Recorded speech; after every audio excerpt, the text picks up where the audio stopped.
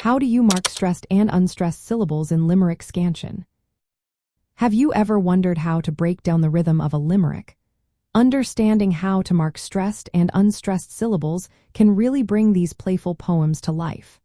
Let's get into the details of Limerick Scansion, so you can appreciate the rhythm and flow of this unique form of poetry. First, it is essential to know the metrical structure of limericks. They typically have 5 lines and follow an ABBA rhyme scheme. Lines 1, 2, and 5 usually contain 3 metrical feet, while lines 3 and 4 have 2 feet. This means that lines 1, 2, and 5 generally have 3 stressed syllables, while lines 3 and 4 have 2 stressed syllables. Next, let's talk about how to scan syllables for stress. In Limerick Scansion, you can use a forward slash to indicate stressed syllables and a lowercase u for unstressed syllables. For example, in the line, "There once was a man from Nantucket," you would mark it as follows: UU/UU/UU.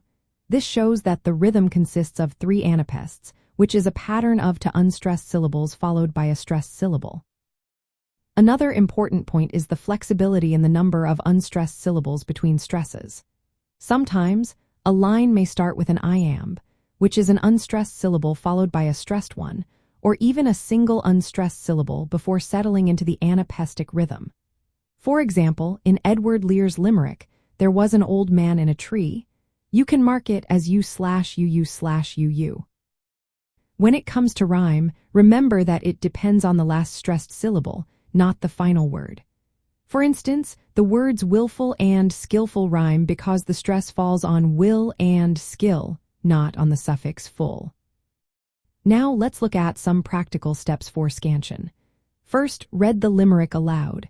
You will naturally hear where the stresses fall. Next, mark the stresses as you listen for emphasized syllables. Finally, verify the syllable count.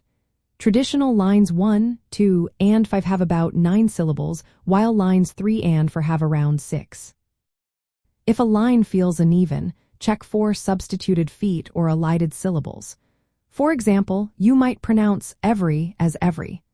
The rhythm of a limerick should maintain a bouncy, sing-song quality that makes it enjoyable to read and hear. By following these steps, you can effectively mark stressed and unstressed syllables in Limerick Scansion.